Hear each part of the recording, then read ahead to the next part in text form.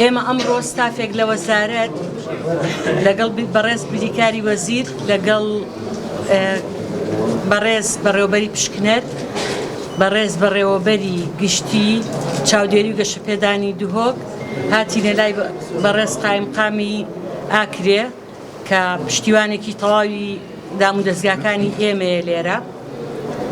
ئێمە لێرە بۆ سێ مەبەست هاتبووین. یەکەم دانگەی ئاکرێمان کردەوە،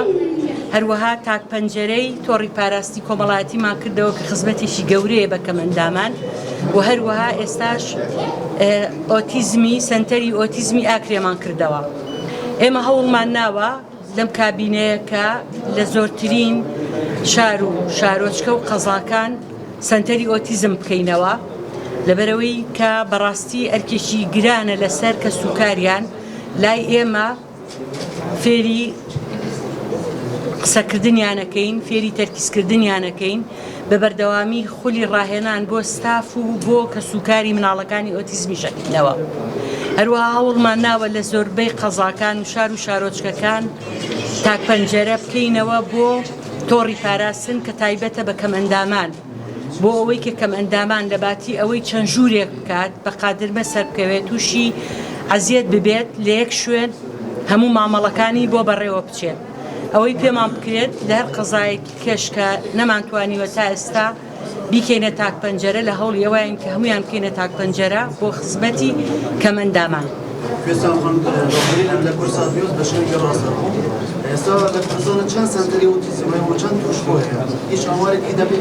بەڵێ ئێمە لە هەولێر لە سلەیمانی لە دوهۆک ئەمڕۆ لە ئاکرێ هەروەها لە کفری کە بەیانەکەمان دەرکردووە لە هەڵەبجە لە کۆیە لە حاجیاوە ئەمانە سنتەری ئۆتیزمی حکومیمان هەیە، بەڵام سنتەری ئۆتیزمی ئەهلیشمان هەیە کە ئەم سنتەرانە ئێمە ڕێنماییەکەمان گۆڕی بۆ ئەوەی کە وا بکەین کار ئاسانی بکەین بۆ کەرتی تایبەت کە سنتەری ئۆتیزمی ئەهلی بکاتەوە. ئەو کاتە بێتە کێبڕکێ لە نێوانیانە نرخەکەی داڵبەزێ. هەنگاوێکی کەمان ناوەکو وەزارەت داوامان لە ئەنجومەنی وەزیران کردووە کە ڕێگامان بن ئەو بینانەی کە هەمانە بە هاوبەشی لەگەڵ کەرتی تایبەت تەرخانی بکەین بۆ سنتەری ئۆتیزمی بۆ دانگا. ئەمە یەکەم کۆمەڵێک گەنجە بدە خاوەنی پرۆژەی خۆیان. دووەم ئێمە واکەین کە نرخێکی کەم دانێن بۆی نرخێکی کەم هەبێت بۆ سنتەری ئۆتیزم کە ئەمە ئەرکی خێزانەکان کەمەکاتەوە. زیاتر لە 3000 توشبووی ئۆتیزم هەیە بەداخەوە لە هەرێمی کوردستان. ساڵا 2013 و هاتۆنو کە ژمارەیەکە زۆرە کەسێن خۆداوێت دیوێت تایبەت ناوێتەوە هاتینە نویسی لێ هاتۆنو کە موچە بووە نهاتیە دابینکردن. جەناب سەرۆک وەزیری هەرێما کوردستان دەبڕیاردا و دەمێکی نزیک دیگە حکوومەتی عێراق دەما پێک دێن موچە بووانە بێنە دابینکردن. بتنێ لە ئاپی 2700 ناهاتینە تۆمارکردن و بێ موچەنە وەکو وەزیرە کۆروباری کۆمەڵاتی وە چ پلانێک هەیە دیچکەم پلان. بەڵێ ئێمە لە 2019ەوە هیچ لەسەر ئەوە ئەکەین کە چۆن بتوانین تۆماری نوێ دەست پێ بکەینەوە و موچیان بۆ ببەستین. دیارە لە دەی 2020 راپۆرتی لیژنەی باڵا کە پێک هاتبوو بە فەرمانی ئەنجومەنی وەزیران ئامادە بوو بچێتە ئەنجومەنی وەزیران بۆ ئەوەی دەنگی لەسەر بدرێ بۆ پەسەندکردنی، بەڵام 11ی تۆ دەزانی کەرەنتینە بوو بە دوایای تێر قات و قڕی و ئەو دۆخە هاتە ئاراوە کە نەتوانرا موچیان بۆ ببەستێ. ئێمە هەموو بەڵگەکان و هەموو راپۆرتی پزیشکیەکانمان لە مانگی 11ی 2023 نردۆتە ئەنجومەنی وەزیران. دوجار کە موچە لە بەغاوە ئەنێرێت داوامان لە بەڕێ سەرۆکی حکوومەت کرد کە داوا لە عێراق بکرێت بۆ ئەوەی تەرخانی پارەیان بۆ بکرێت بۆ ئەوەی موچەکانیان بۆ ببەسین. خۆشبەختانە هەفتەی پێشوو بەڕێزیان ڕەزامەندیاوەکە داوا لە وەزارەتی دارایی حکوومەتی عێراق فدراڵ بکەین کە تەرخانی پارەیان بۆ بکرێت. جەناب وەزیری ئەم بەحسی ئۆتیزم ئەف توش بووین ئۆتیزمی هاتۆنو کە ناسنامەیەک نییە، یعنی دایک و بابەمان بێژن ئەم سەردانە نوژداران دکەین یان ژی بۆ نمونە یەکی گوت ئەس چوومە ئیرانی گوتە من ئەسڵان توش بێ ئۆتیزمی نییە، بۆچی ناسنامە نینە؟ ناسنامەیەکی بۆ چێکەن یعنی ڕاستە ئەوە تجبه اوتیزمه بسیار دویجی سنتر گلک جوانی گلک باشی هاتیه درست کردن ویره دست خوشی کابینانه حکومتت کن لی اوبتنه بس نینه پیتوی ستافکی کارامایی باش که حتی که ویرانه سر دریه کات گلک جوان گل تجبه اوتیزم بهتا کرن جناب توقع وزیر چی کتش بو ستافکی گلک باش بو ویره بهتا دام کرن بله سبارت بناسنامه ایما دیاره لسالی 2011 کە یاسای کەمەندامان دەرچووە پێویست بوو کە بەپێی یاساکە ناسنامەی مرکزی دروست بکرێت بەڵام نەکرابوو ئێمە دەستمان پێکردووە ئەوانەی کە ئێستا سوودمەندن واتە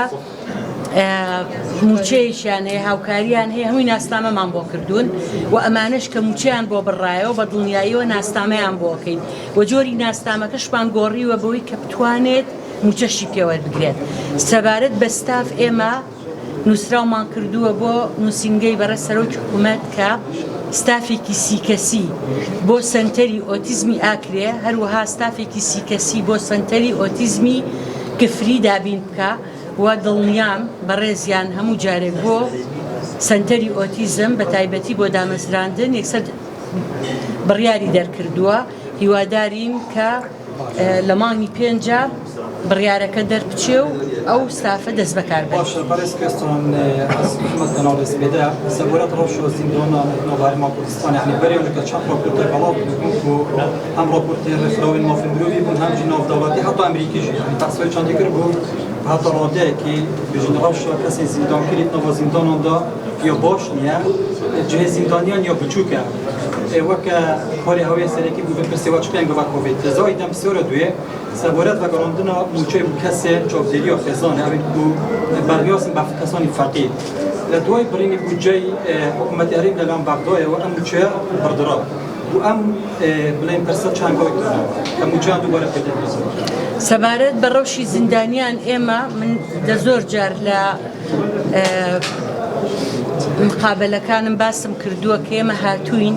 بەداخەوە دۆخی زیندانیەکان کارەساتبار بوو ئەوەی خراپە و ناشێ و ناکرێت لەو زیندانانە کرابوو ئێمە شۆڕشێکمان کردووە شۆڕشێکی چاکسازیمان کردوە ناو چاکسازیەکانە بەڵام شوێنەکان بچووکە بەڵێ چاکسازیەکانی گەوران بۆ 900 کەس دروست کراوە ئێستا دوو هێندەیە سێ ئەوەنە سزادراوی لێیە و داوامان کردووە کە زیندانێکی چاکسازیەکی کەی گەورە دروست کرێت بۆ 5,000 کەس و ئەمە پەسەند کراوە زەویەکەی بۆ تەرخان کراوە بەڵام پارەکەی 50 میلیۆن دۆلارە کە پارەیەکی زۆر زۆرە بەڵام ئێمە ئیشمان هەر لەسەر کردووە ئەو بە ڕێزانەی کە ئەیانەوێ وا پێیان وایە لە ناو چاکسازیەکانی جگە لە شوێن هەموو خزمەتگوزاریەکانیان لە ئاستێکی زۆر باڵایە ئەتوانێت ئەو بە ڕێزە بێ بچێت لە چاکسازی گەوران بەراوردێک بکات لەگەڵ چاکسازیەکانی